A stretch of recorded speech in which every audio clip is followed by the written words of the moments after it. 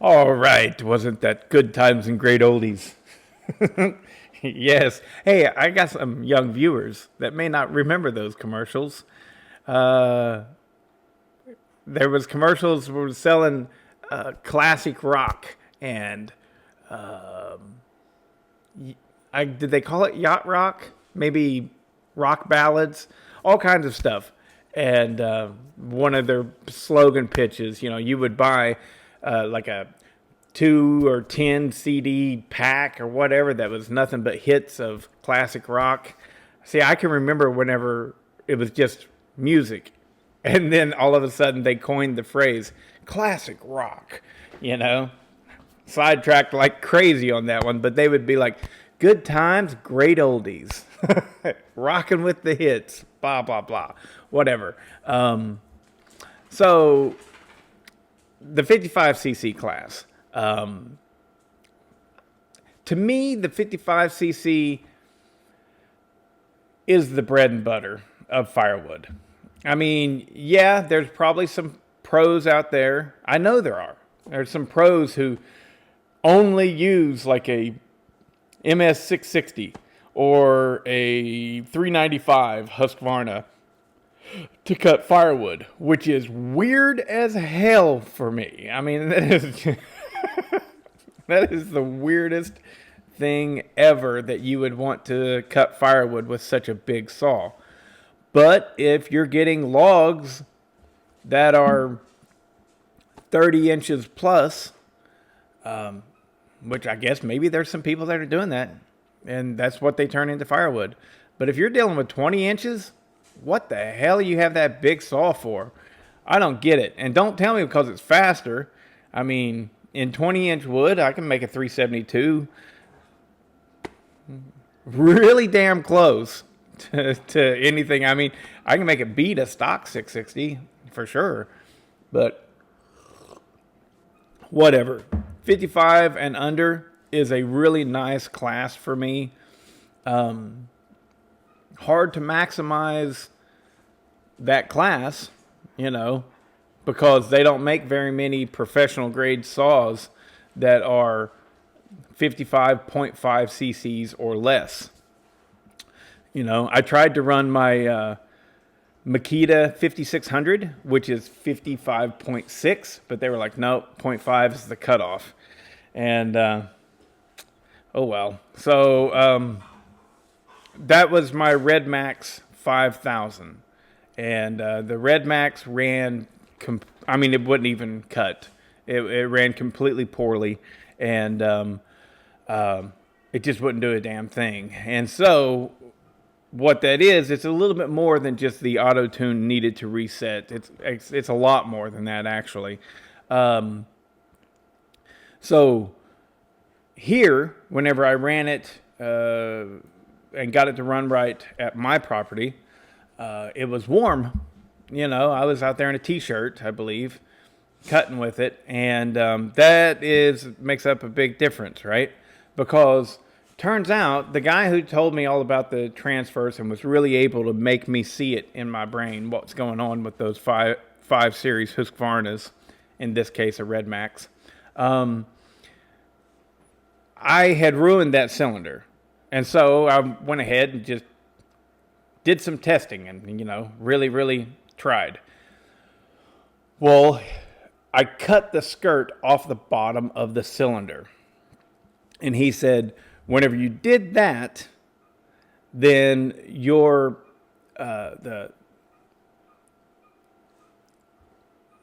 what would you call them? Pockets. There are pockets on the piston, right, that carry air to your strato ports, right? So your strato pockets on your piston. He's like, whenever you're at bottom dead center, right there, the only thing that's closing up the pockets on that piston is the skirt. The skirt is keeping that air that's inside that pocket from going into your crankcase. Well, whenever I cut off that skirt, those pockets are now completely exposed to the crankcase. And so what's happening in my specific situation with that, hey, shut up, dogs. Really, I ain't got time for this shit. And that's how you tell them. So, whenever my piston's coming all the way down, because I don't have the skirts on the side of the cylinder to block those strato pockets that are built into the piston, then all of the air that's kept in those pockets is dropping right into the crankcase, which means I am going excessively lean. And the auto-tune is trying hard to compensate for it. And, well, here at my place, it was finally somewhat able to do it. It took a long time, and I had to get it really good and warm, right? Because the warmer the air is, the less dense it is. And so that meant not only did we have warm ambient air, we also had really warm heated air in the crankcase. And so it had less oxygen, which meant that it required less fuel. And so my auto-tune was capable of making up the difference and making the saw run okay here at my property, right? But whenever I got up there, different story. It was cold. It was definitely it was like mid 40s. It was cold. It was raining, and that air right there had a lot more oxygen in it than my air down here in Georgia, as well as I never put it in the wood. I did get it warmed up to where it would idle, and I got the idle circuit to reset, but I never even thought, it didn't even occur to me. You know, lots of stuff's going on in these races, and it didn't even occur to me that I needed to get the high side set as well. And I don't think that it would have ever set in that environment. It was pretty bad. So, but anyways, that's why my Red Max did so poorly. Now, on to the winners. Well, I should look at the list. Ken Freeman got number 1. Ken, you're good, buddy. That's Kenny. Kenny, pretty much anytime you hear me mention Kenny, that's who I'm talking about. 7.441 seconds. Matt House, 7.51. Now, Kenny was running Grant's Husqvarna 550 XP Mark II, and that saw, I'll just put it this way, it does not have a full port job on it. It does not. It just other little things here and there. Runs amazing. I mean, it won last year as well. It probably won the year before that. I don't know. But he's running an 8-pin sprocket on it. I know that. Anyways, that saw, for minimal work, just a little bit of tiny this and that here and there, you just can't run better than that. It's amazing. So anyways, Matt House's saw is a Red 2152. It could be a 2150, same thing, but I believe it's a 2152, and it has a 346 XP cylinder on it, which means it is a 2153 Red, and of course fully modified. He's got a different carburetor on everything on there. It's a really nice setup. He did do a dyno run on it, and it's producing over 6 horsepower. I think it was around 6.2, maybe 6.1, 6.2, something like that. Good running, strong saw. Charlie Briscoe, of course, he's right there. And Charlie, you know, you all the time give yourself a hard time about not being good at racing. You did good. Your reaction time was really on par with both of these guys. It was close. But he's running a Shindaiwa 492, which is the same thing as the Echo 501 or 4910.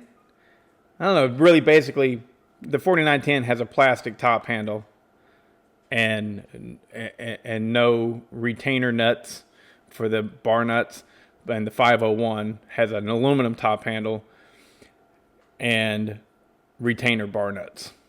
That's really the only difference. So he did good.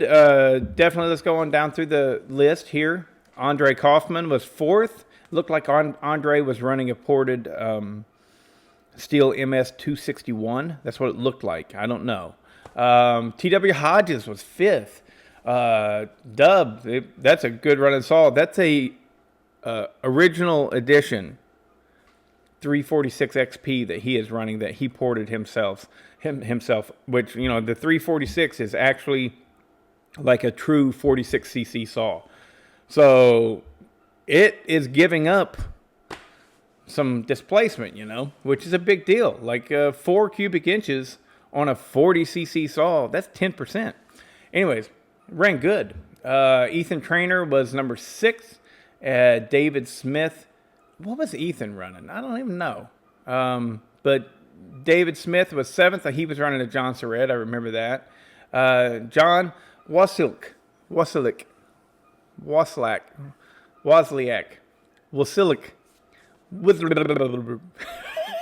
That guy, John. John was running, I believe, an Echo 4910. No. He was running a Husqvarna 550 Mark II. I think it was a Mark II, but it was built by Charlie Briscoe.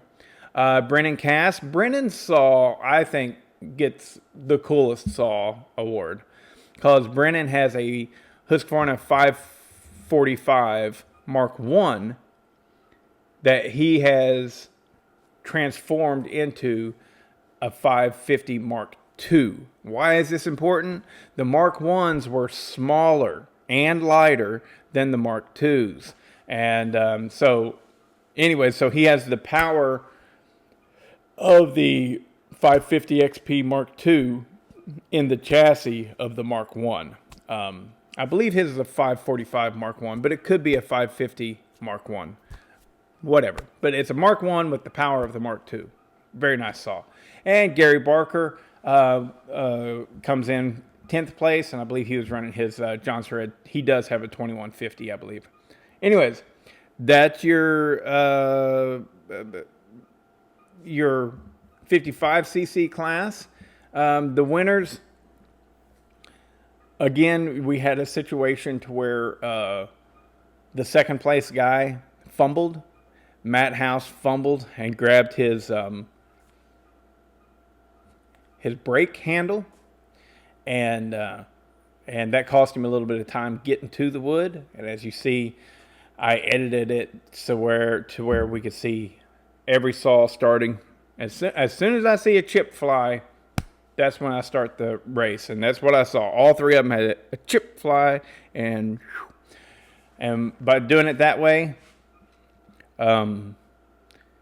Matt was in first place. Matt definitely had the fastest saw there, so in the 55cc class.